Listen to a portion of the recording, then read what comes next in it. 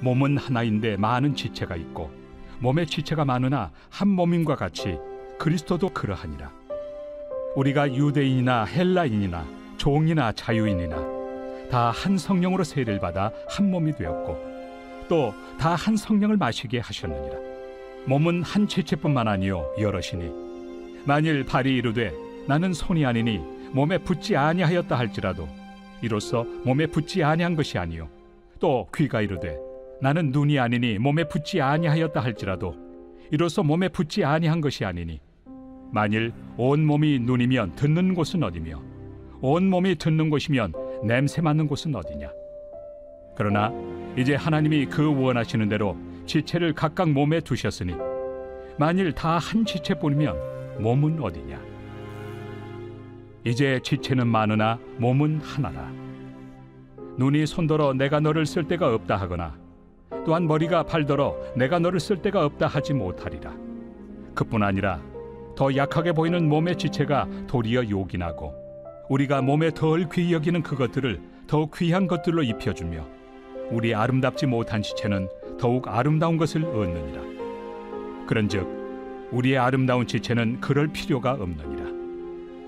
오직 하나님이 몸을 고르게 하여 부족한 지체에게 귀중함을 더하사 몸 가운데서 분쟁이 없고 오직 여러 지체가 서로 같이 돌보게 하셨느니라. 만일 한 지체가 고통을 받으면 모든 지체가 함께 고통을 받고 한 지체가 영광을 얻으면 모든 지체가 함께 즐거워하느니라. 너희는 그리스도의 몸이요 지체의 각 부분이라. 하나님이 교회 중에 몇을 세우셨으니 첫째는 사도요 둘째는 선지자요 셋째는 교사요 그 다음은 능력을 행하는 자요 그 다음은 병 고치는 은사와 서로 돕는 것과 다스리는 것과 각종 방언을 말하는 것이라. 다 사도이겠느냐 다 선지자이겠느냐 다 교사이겠느냐 다 능력을 행하는 자이겠느냐 다 병 고치는 은사를 가진 자이겠느냐 다 방언을 말하는 자이겠느냐 다 통역하는 자이겠느냐. 너희는 더욱 큰 은사를 사모하라. 내가 또한 가장 좋은 길을 너희에게 보이리라. 오늘 말씀은 고린도전서 12장 그리스도의 몸이라는 제목입니다. 최근 가족 단톡방에 우리 몸의 신비 15가지라는 제목의 글이 올라오더라고요. 그런데 거기에 처음 들어본 신기한 내용이 있었습니다. 사람의 코에 구멍이 2개가 있는데 이 콧구멍이 3시간에서 4시간마다 냄새 맡는 일을 교대한다라는 얘기를 처음 들어봤습니다. 그러니 한 구멍이 냄새를 맡으면 반대쪽은 휴식을 한다라는 사실이죠. 또 저희가 이번 코로나를 통해서 진단 키트를 안 해본 사람이 없겠지만 이 코 속에 보통 촉촉한 상태로 적셔져 있지 않습니까? 그런데 코 안이 촉촉한 상태가 아니면 사람은 냄새를 맡을 수 없는 구조로 만들어졌다고 합니다. 또 사람의 혀에 침이 묻어 있지 않으면 맛을 느낄 수 없게 창조되었다라는 이야기를 보게 되었습니다. 참 신기한 일이죠. 이 코와 미각에 대해서만 이야기했는데 이 밖에도 사람의 몸과 관련된 신기한 내용들이 수없이도 많이 적혀 있는 것을 보게 됐습니다. 그래서 어제 은사에 이어서 오늘은 몸에 대한 이야기를 하고 있습니다. 은사를 가지고도 싸우고 있는 이 고린도 교인들에게 오늘 바울은 은사자를 중심으로 설명하는 것이 아니라 소외되고 약한 지체를 중심으로 오늘 편지를 써 내려가더라는 것이죠. 먼저 12절을 보니 몸은 하나인데 많은 지체가 있고 몸의 지체가 많으나 한 몸임과 같이 그리스도도 그러하니라. 바울은 교회를 누구나 이해하기 쉬운 사람의 몸으로 비유해서 설명하고 있습니다. 몸의 특징이 무엇인가? 그것은 하나이면서도 다수이고 다수이면서도 하나이다. 쉽게 눈, 코, 입, 귀, 팔, 다리, 어깨 다 다른 것 같이 보이지만 이것이 한 몸이고 또 이 한 몸은 다양한 신체 기관으로 나뉘어진다라는 것이죠. 거기에다가 그리스도도 동일하다. 그러하니라. 이 말이 무슨 뜻이냐면 예수 그리스도께서 연약한 교회와 한 몸 될 이유가 없는데 예수님도 몸된 교회와 한 몸을 이루고 있다. 그리스도가 머리 된 상태로 하나로 연합되어 있는 상태를 오늘 바울은 기록하고 있습니다. 그런데 이렇게 한 몸 될 수 있는 이유에 대해서도 이야기를 하고 있죠. 13절에 우리가 유대인이나 헬라인이나 종이나 자유인이나 다 한 성령으로 세례를 받아 한 몸이 되었고 또 다 한 성령을 마시게 하셨느니라. 한 몸이 된 근거가 뭐라고 하는가? 성령 세례를 받고 한 성령을 마신 것이다 라고 이야기를 합니다. 그런데 이것이 가만히 보면 교회를 만드신 원리와 사람을 만든 원리가 같다는 것을 우리는 발견할 수 있습니다. 창세기 2장에서도 하나님께서 사람을 만드시죠. 어떻게 만드시는가? 먼지와 같은 흙을 모아서 손으로 빚은 다음에 거기에 생기라고 번역된 하나님의 영을 불어넣으시죠. 분명히 방금까지는 흙이었는데 하나님의 생기가 들어가자마자 살아있는 사람, 생명이 되었다라고 기록합니다. 더 이상은 부서질 흙이 아니게 된 것이죠. 완전히 흙의 성질에서 몸의 성질로 바뀌게 된 것이고 죽은 상태에서 뛰는 심장을 가진 살아있는 몸으로 바뀌게 된 것입니다. 그러니 이것을 여기에 적용해 본다면 유대인이나 헬라인이나 종이나 자유인이나 다양한 흙을 하나님이 손으로 택하시고 빚으신 것이죠. 어디에서 날라온 티끌이든 또 어떤 모양이든 어떤 빛깔을 가졌든지 상관이 없다는 것입니다. 흙이 때깔이 좋아야 거기서 거기 아닙니까? 하나님 보시기에는 먼지일 뿐인 것이죠. 그 진흙이 몸이 될 수 있었던 근거는 흙에 있는 것이 아닙니다. 흙은 흙일 뿐이죠. 진흙에는 아무 능력도 없습니다. 그런데 그 흙을 하나님이 택하시고 하나님의 영, 성령을 부으실 때 어떻게 되는가? 살아 움직이는 몸이 되더라는 것입니다. 그냥 흙이었지만 산 몸이 될 수 있는 근거가 루아흐인 하나님의 생기에 있더라. 그래서 하나의 몸이 부서지게 되거나 살아 움직이는 한 몸이 되지 못하는 이유가 무엇인가? 두 가지로 볼 수 있는데 한 가지는 나의 먼지됨을 모르는 경우입니다. 나의 누추함과 나의 죄인됨과 이러한 확실한 신앙 고백이 머리끝부터 발끝까지 모든 신체기관과 내장인 오장육부에까지 동일해야 하더라. 어떤 상태에서 하나님의 택하심을 받았는지, 어떤 상황에서 생기를 부음받았는지, 그렇게 살아난 것을 알지 못한다면 금방 내 의와 내 기능과 다른 기관을 판단할 수밖에 없는 그러한 일들이 생기더라는 것이죠. 이런 고백이 하나 되지 않으면 금방 몸이 부서져 나가게 되더라. 그래서 한 성령된 한 몸의 특징은 같은 신앙 고백이 있다라는 점입니다. 가정에서, 목장에서, 공동체에서 그런 고백을 다들 하고 계시죠. 그렇다면 또 다른 한 가지는 어떤 경우인가? 성령을 받지 않은 경우다. 그리고 성령 세례를 받아도 매일매일 성령의 생기로 채워지지 않는다면 약해질 수밖에 없는 것이죠. 성령을 채우는 방법은 두 가지가 있는데 말씀과 기도입니다. 성령의 맥이 두 가지로 흘러내려오고 있죠. 이 둘은 한 가지입니다. 말씀을 통해서 성령께서 조명해 주시고 깨닫게 해주시고 생각나게 하시면서 생기를 불어넣어 주십니다. 또한 기도 가운데 운행하시고 역사하시면서 또한 생기를 채워주시죠. 한 말씀 한 성령은 같이 가는 것입니다. 한 말씀이 되고 한 성령으로 체험받을 때 몸이 하나 될 수 있더라. 나에게 먼지됨의 고백이 빠져 있는가? 아니면 성령으로 체험받는 것이 부족한가? 우리는 각 개인에게 적용해 볼 수 있을 것입니다. 그리고 공동체적으로는 한 말씀 한 성령이 또 아니라면 한 몸 되는 것이 힘들겠죠.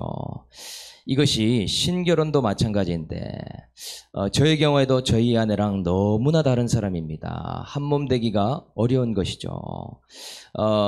그 돈에 대한 생각도 다르고 가치관도 다르며 뭐 하나 타이밍이나 생각하는 것이 다릅니다. 그런데 너무나 다름에도 어떻게 지금까지 올 수 있는가 생각해 보니 결혼 전에 그나마 같이 1:1 양육을 받고 한 말씀 한 성령으로 왔기 때문이다 라는 생각이 들었습니다. 가정이 깨어지지 않고 한 몸 될 수 없는 사람이 어떻게 한 몸 되는가. 먼지됨의 고백, 죄 고백도 있고 또한 한 말씀이 아니었다면 유지되기가 어려웠겠구나 생각이 든다는 것이죠.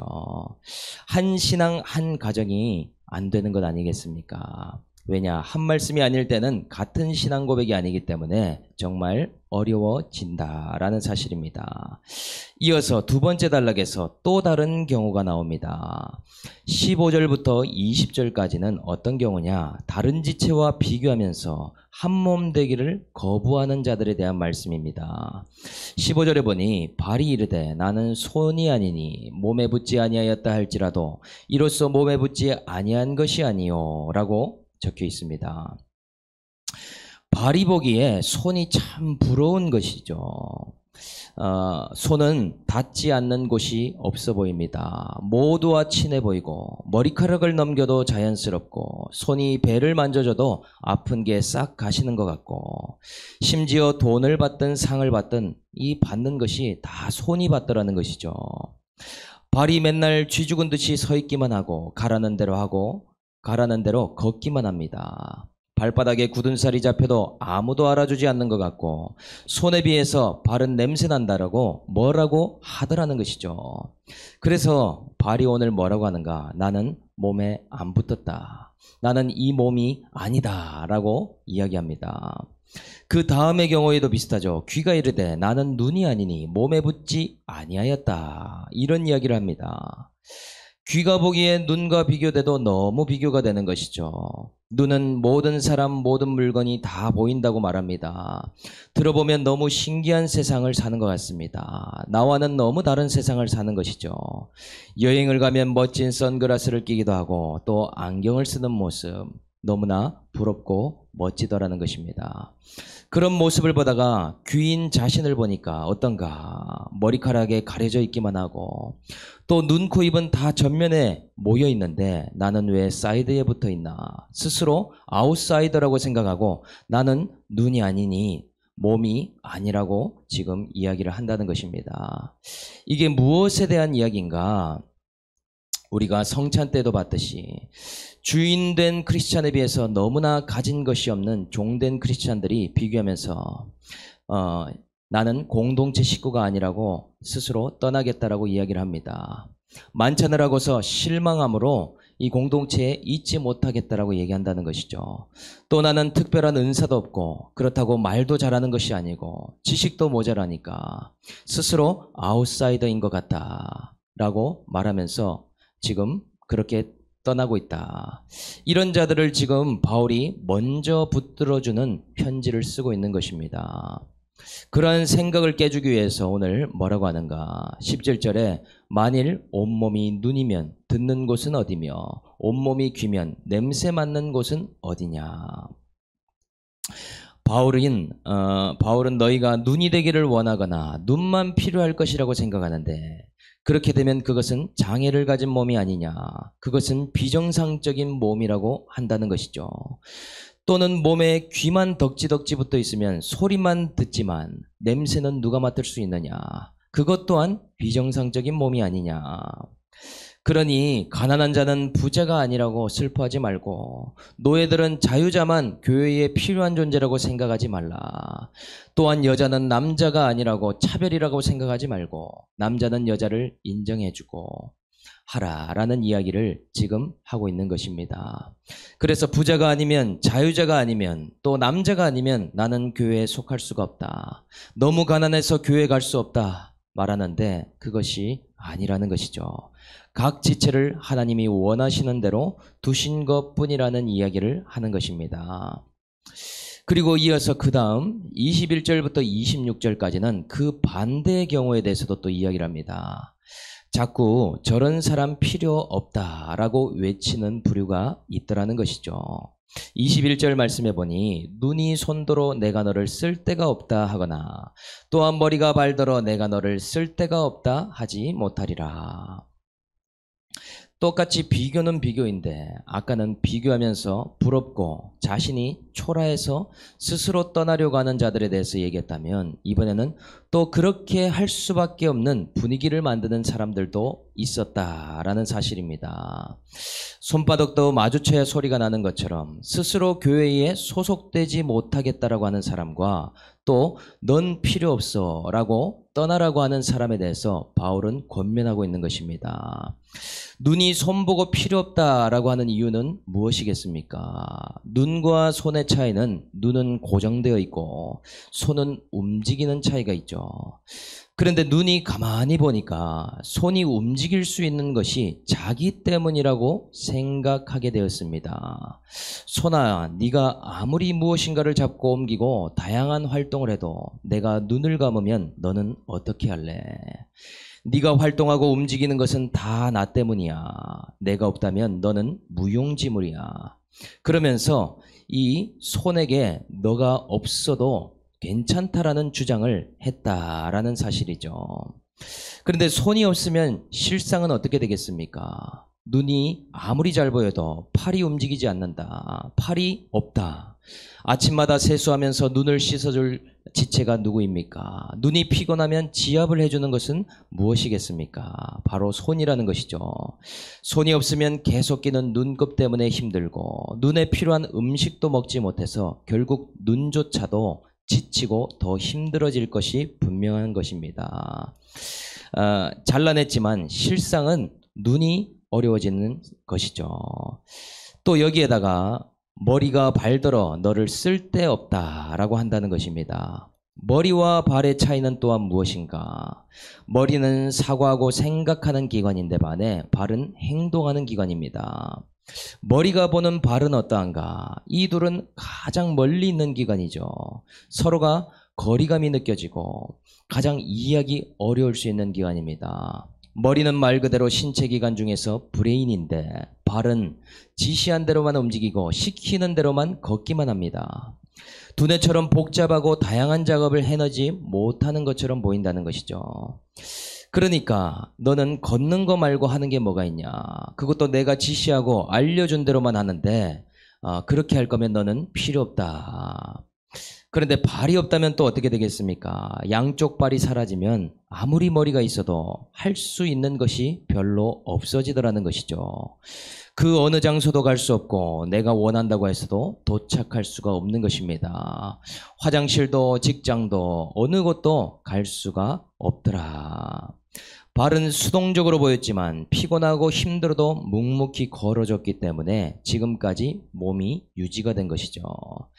그러니 고린도 교회 안에서 우등한 것과 열등한 것을 나누다 보니 누가 교회에서 더 절대적인 위치에 있는가를 따지다 보니 비교적 열등해 보이고 비교적 필요 없어 보이고 비교적 마음에 들지 않는 것들을 잘라버리고 싶어 하더라라는 것입니다.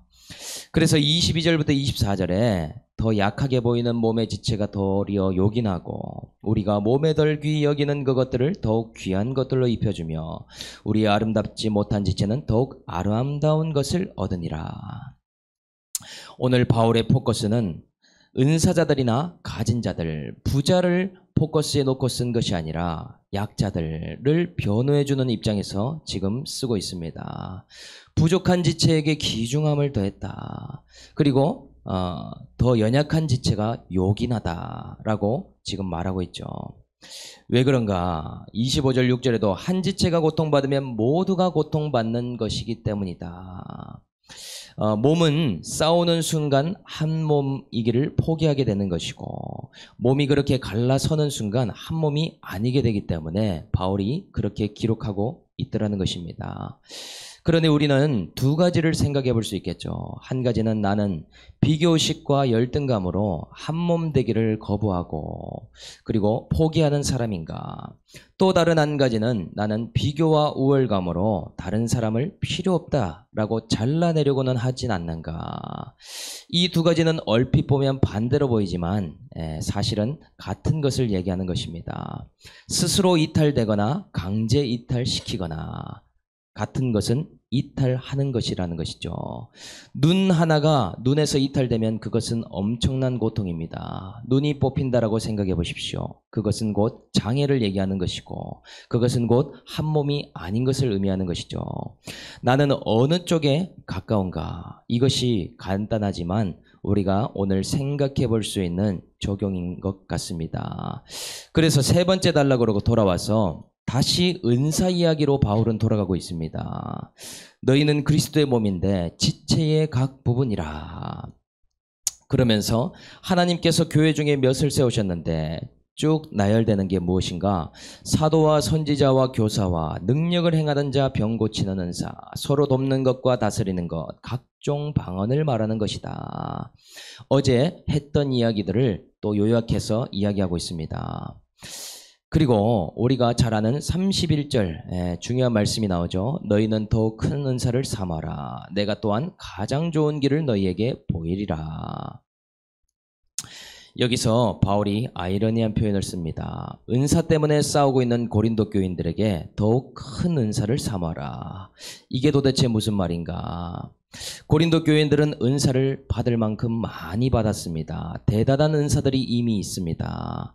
그래서 우리는 이 말씀을 가지고 더 많은 은사, 더 대단한 은사를 받아야 된다라고 하면서 인용했던 말씀입니다. 그런데 바울은 지금 그런 뜻으로 쓴 말씀이 아닌 것이죠. 전혀 다른 의미로 쓴 것입니다.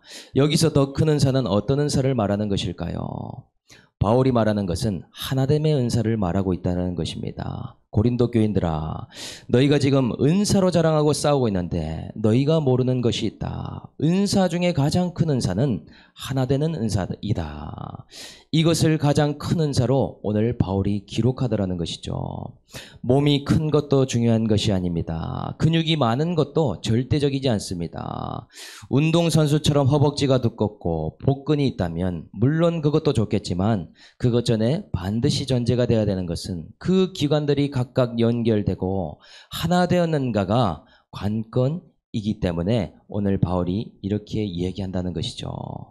공동체에 부어지는 가장 큰 은사가 하나됨의 은사인데 이것이 없을 때 힘을 잃어버리고 장애를 입으며 심지어 몸이 쪼개지기 때문이더라. 그래서 그 뒤에 가장 좋은 길을 너희에게 보이리라. 이 배경이 어떤 배경인가? 바로 내일 고린도전서 13장 사랑장이 탄생된 배경을 지금 얘기하는 것입니다. 바울이 이야기하는 가장 좋은 길이 무엇인가? 하나됨의 길이고 하나님께 사랑받고 사랑하고의 길이더라. 오늘 저와 여러분들이 성령의 은사 중 가장 큰 은사인 하나됨의 은사를 받고 또한 누릴 수 있는 저와 여러분들 다 될 수 있기를 주 예수의 이름으로 축복합니다. 적용 질문 드리겠습니다. 나는 먼지됨의 신앙 고백과 성령의 체험 둘 중에 무엇이 부족한가요? 나는 스스로 부족해서 한 몸이 아니라고 이야기하는 사람입니까? 아니면 다른 지체가 필요 없다라고 주장하는 사람입니까? 오늘 내가 받아야 될 더 큰 은사는 무엇이라고 생각하나요? 오늘 말씀을 생각하면서 제가 기도하겠습니다. 하나님 아버지, 먼지와 같고 티끌과 같은 저입니다. 하나님 보시기에 진흙보다 못한 저를 한 가지 역할을 하라고 공동체에 보내시고 오늘도 이 자리에 세우십니다. 우리가 어느 곳에서부터 하나님의 택함을 받았는가? 나의 먼지됨을 고백하고 또한 하나님이 나를 택하심으로 하나님의 생기, 성령의 마시게 하심을 기억할 수 있는 이 시간이 될 수 있도록 은혜를 베풀어 주시옵소서. 내 스스로 비교하면서 나는 필요 없을 거야.